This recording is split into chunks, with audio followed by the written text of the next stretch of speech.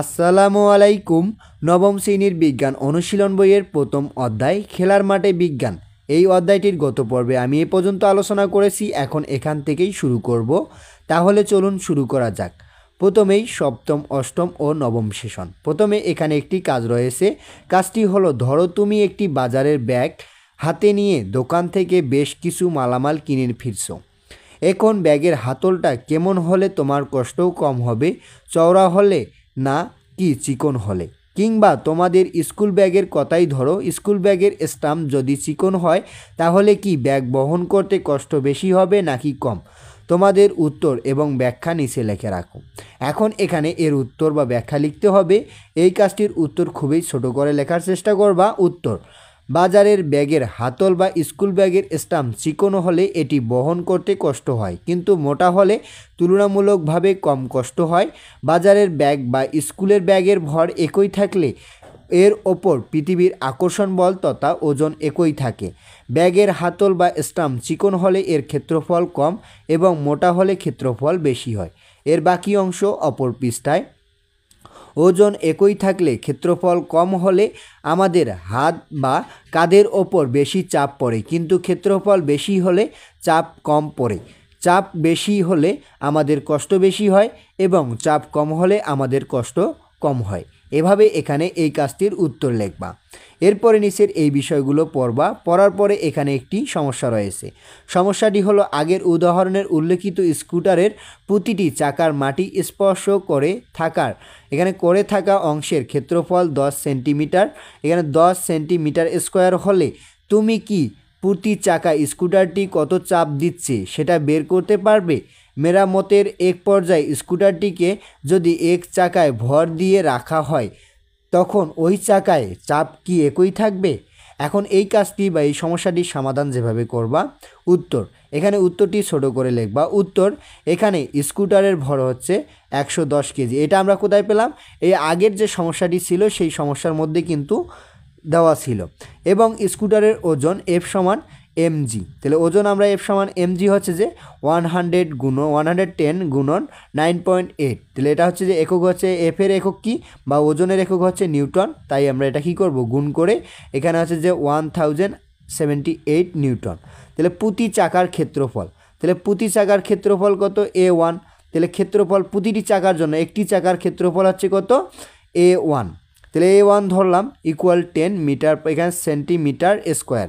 এখন এটাকে আমরা কী করব? সাইন্টিফিক করব। 10 × 10 মানে সেন্টিমিটার থেকে মিটারে নিয়ে আসবো। তাহলে সেন্টিমিটার থেকে মিটারে নিয়ে আসলে গেলে এখানে 10 × 10 ইনভার্স 4, এখানে আছে যে মিটার স্কোয়ার। তারপর হচ্ছে যে দুই চাকার ক্ষেত্রফল। এখন আমরা দুই চাকার ক্ষেত্রফল করব। তাহলে দুই চাকার ক্ষেত্রফল, এক চাকার ক্ষেত্রফল এটা, তাহলে দুই চাকার ক্ষেত্রফল হবে এর সাথে 2 গুণ করলেই কি হয়ে যাবে? দুই চাকার ক্ষেত্রফল বের হবে। তাহলে 2 × 10 × 10, এখানে 10 পাওয়ার, এখানে আছে যে -4, এখানে কি আছে যে মিটার স্কোয়ার ইকুয়াল আছে যে 2 দিয়ে দশক গুণ করলে কি হয়? 20 হয়। 20-এর সাথে আমরা এই গুণটা বসিয়ে দিব। এরপরে দুই চাকার মোট চাপ। তাহলে দুই চাকার মোট চাপ, তাহলে চাপের সূত্র আমরা জানি কি? চাপের সূত্র হচ্ছে যে P = F/A2। এটা হচ্ছে দুই চাকার ক্ষেত্রে A2, আর যদি এক চাকার ক্ষেত্রে হইতো তাহলে A1 হইতো। তাহলে এখানে যেহেতু দুই চাকার আমরা মোট চাপ বের করতেছি, তাহলে আমরা এটার মান বসিয়ে দিব, F এর মান বসিয়ে দিব, A এর মান বসিয়ে দেব। ক্যালকুলেশন করলে এই মানটা চলে আসে। আর চাপের একক হচ্ছে যে newton metre per second inverse 2। এখন এখানে লিখবা, স্কুটারটিকে এক চাকায় ভর দিয়ে রাখলে এটি এক চাকার ক্ষেত্রফলের সমান জায়গা দখল করবে। এখন এখানে এক্ষেত্রে চাপ কি হচ্ছে? চাপ P, এখানে আছে P0। তাহলে P0 কেন দিলাম আমরা? যেহেতু চাপের একটা দুই চাকার মান বের করছি, এখন আমরা কি করতেছি? এক চাকার মান বের করতেছি। তাহলে এক চাকার চাপ হচ্ছে যে P0 ইকুয়াল F/, এখানে আছে A1। তাহলে A1 মানে প্রথম চাকার ক্ষেত্রফল বা প্রতিটি চাকার ক্ষেত্রফল। আমরা মানগুলো বসিয়ে দিব, মানগুলো বসার পরে ক্যালকুলেশন করলে এই মানটি চলে আসে। এরপরে অতএব দেওয়ার পরে কি করব? এখানে দুই চাকার চাপ সমান আর কি এক চাকার চাপ। দুইটাই কি সমান? দেখো দুইটার মান কিন্তু সমান নয়। এটা হচ্ছে 5.39 আর হচ্ছে যে পাওয়ার এখানে 10⁵, আর এখানে ছিল 1.078 × 10⁶। এখানে দুটির মান কি নয়? সমান নয়। তাই আমরা এখানে নট ইকুয়াল, তাহলে দুই চাকার চাপ নট ইকুয়াল এখানে এক চাকার চাপ, এটা হচ্ছে যে P0। অর্থাৎ এক চাকায় ভর দিয়ে রাখলে চাপ একই থাকবে না। এভাবে এখানে এই সমস্যাটি সমাধান করবা। এরপরে এখানে আরও একটি সমস্যা রয়েছে। সমস্যাটি হলো বাতাসের গড় ঘনত্ব 1.3 কেজি পার মিটার কিউব এবং স্বাভাবিক পরিবেশে বাতাসের চাপ এখানে আছে 1,01,1325, তাহলে আছে যে মিটার নিউটন, এখানে আছে যে নিউটন পার মিটার স্কোয়ার হয়ে থাকে। এই তথ্য থেকে তুমি কি পৃথিবীর বায়ুমণ্ডলের উচ্চতা বের করতে পারবে? এখন বায়ুমণ্ডলের উচ্চতা বের করতে বলা হয়েছে, এর জন্য অপর পৃষ্ঠায় একটি ঘর রয়েছে। এখানে অঙ্কটি যেভাবে করবা, তাহলে আমরা জানি চাপ ইকুয়াল, তাহলে চাপের সূত্র কি পি ইকুয়াল এস পি, এখানে এইচ রো জি, তাহলে এইচ রো জি, এখানে এইচ হচ্ছে উচ্চতা। তার আগে এই সূত্রটা লেখার পরে এখানে লিখবা এখানে যে মানগুলো দেওয়া আছে, মানে এখানকার যে মানগুলো দেওয়া আছে সেই মানগুলো আগে লিখতে হবে।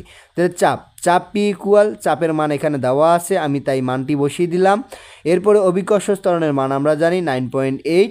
এরপরে বাতাসের ঘনত্ব rho equal 1.3 KG metre cube, এখানে পার মিটার কিউব এই যে মানটা দেওয়া আছে।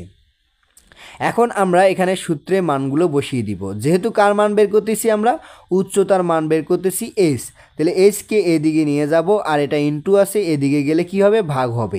তাহলে এখানে কি হচ্ছে, এইচ ইকুয়াল পি বাই এখানে আছে রো জি। এখন আমরা এই মানগুলো বসিয়ে দিব। মানগুলো বসিয়ে দিলে হচ্ছে যে 7,953.3 মিটার, এটা হচ্ছে যে কি উচ্চতা। এভাবে এই সমস্যাটি সমাধান করবা। এরপরে নিচের এই বিষয়গুলো পড়বা। পড়ার পরে তোমাদের মধ্যে কারা কারা সাঁতার জানো একবার ভেবে দেখো তো, সাঁতারের সময় আমাদের ওজন বেশি মনে হয় নাকি কম, কেন? তোমার উত্তর নিচের ফাঁকা জায়গায় লিখে রাখো। এখন উত্তর যেভাবে লিখবা, উত্তর: সাঁতারের সময় আমাদের ওজন কম মনে হয়। সাঁতারের সময় আমাদের শরীর পানিতে ডোবানো হলে প্লাবনতার কারণে এটি যতটুকু পানি অপসারণ করে আমাদের শরীরে ঠিক ততটুকু ওজন কম মনে হয়। এজন্য সাঁতারের সময় বা পানিতে কোনো বস্তুকে ভাসিয়ে আনলে হালকা মনে হয়। এভাবে এখানে এই উত্তরটুকু লিখে রাখবা। এরপরে নিচে এখানে আরেকটি সমস্যা রয়েছে। এই সমস্যাটি হলো মানবদেহের গড় ঘনত্ব 985 কিলোমিটার, এখানে কেজি পার মিটার কিউব। বিশুদ্ধ পানির ঘনত্ব আছে 1000 কেজি পার মিটার কিউব এবং ডেড সি এর পানির ঘনত্ব হচ্ছে যে 1240 কেজি মিটার, এখানে কেজি পার মিটার কিউব। তুমি বিশুদ্ধ পানি ভরা সুইমিং পুলে নামলে তোমার শরীরের কয় শতাংশ ডুবে থাকবে? তুমি যদি ডেড সিতে সাঁতার কাটার সুযোগ পেতে সেক্ষেত্রে তোমার শরীরে কত শতাংশ ভেসে থাকতো? এখন এখানে দুটি মানে পানির দুইটা, একটা বিশুদ্ধ পানি আর একটা হচ্ছে ডেড সির পানির কী করা হচ্ছে, ঘনত্ব দেওয়া আছে। এই যে ঘনত্ব বের করার পরে কতটুকু অংশ পানিতে ভেসে থাকবে তা বের করতে হবে। এখন কিভাবে এই কাজটির উত্তর করবা, তার জন্য অপর পৃষ্ঠায় একটি ঘর রয়েছে, এই ঘরে কিন্তু উত্তর করতে হবে। তাহলে প্রথমে যে মানগুলো দেওয়া আছে সেই মানগুলো আমরা এখানে লিখব।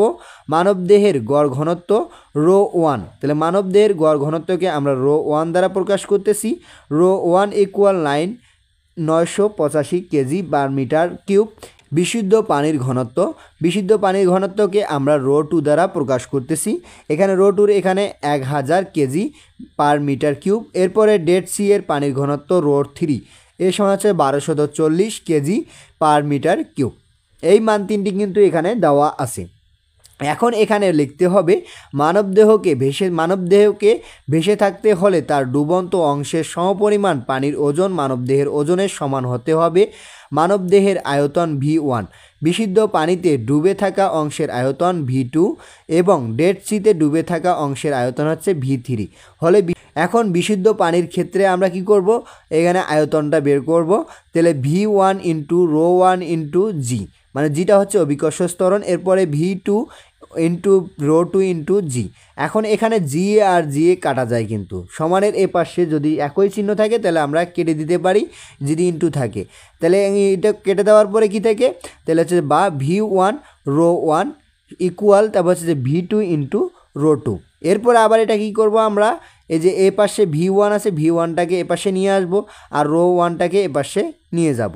তাহলে নিয়ে গেলে কি হবে, এখানে ইনটু আছে, এখানে গেলে ভাগ হবে, আর এখানে গুণ আছে, এ পাশে গেলে কি হবে, ভাগ হবে। তাহলে V1, তাহলে এই যে V1 ভাগ V2, তাহলে V1 ভাগ V2, তারপর হচ্ছে যে রো 1 ভাগ রো 2। এরপরে আমরা মানগুলো বসিয়ে দিব। মানগুলো বসা হয়ে গেলে এটা ক্যালকুলেশন করলে তাহলে আমরা V1/V2 এর মান পাচ্ছি 98.5%। এটা ছিল কি, এটা হচ্ছে যে বিশুদ্ধ পানির ক্ষেত্রে। সুতরাং বিশুদ্ধ পানি ভরা সুইমিং পুলে নামলে শরীরের 98.5% ডুবে থাকবে। আবার ডেড সিতে সাঁতার কাটার ক্ষেত্রে যদি ডেড সিতে আসি একইভাবে এই সূত্রটি কাজ করবা, কিন্তু এখন কার মান ঘনত্ব নিতে হবে, বিশুদ্ধ পানির ঘনত্ব কিন্তু আমরা নিব না, এবার নিব ডেড সি এর পানির ঘনত্ব। এই যে রো থ্রির মান হচ্ছে যে 1240, তাহলে এই 1240-এর মানগুলো এই সূত্র দিয়ে করব একইভাবে। তাহলে একইভাবে করলে এর মান পাচ্ছি কি V3/V2, তাহলে ইকুয়াল পাচ্ছি কত 79।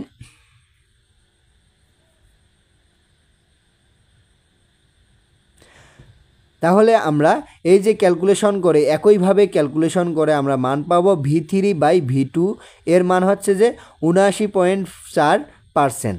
তাহলে অর্থাৎ ডেড সিতে সাঁতার কাটার সুযোগ পেলে আমার শরীরের এসে 79 এখানে আছে যে 79.4% ডুবে থাকতো। সুতরাং আমার শরীরের 100%, তাহলে এখানে কী আছে 100% বিয়োগ 79.4% কী করবো বিয়োগ করব, বা এখানে আছে যে 20.6% ভেসে থাকতো। এভাবে এখানে এই সমস্যাটির সমাধান করবা। তাহলে আজকে এ পর্যন্তই। এর পরবর্তী ভিডিওতে আমি এর পরের দেওয়া কাজগুলোর উত্তর নিয়ে আলোচনা করব। ধন্যবাদ সবাইকে এতক্ষণ সঙ্গে থাকার জন্য। ভিডিওটি ভালো লাগলে লাইক এবং সাবস্ক্রাইব করবেন।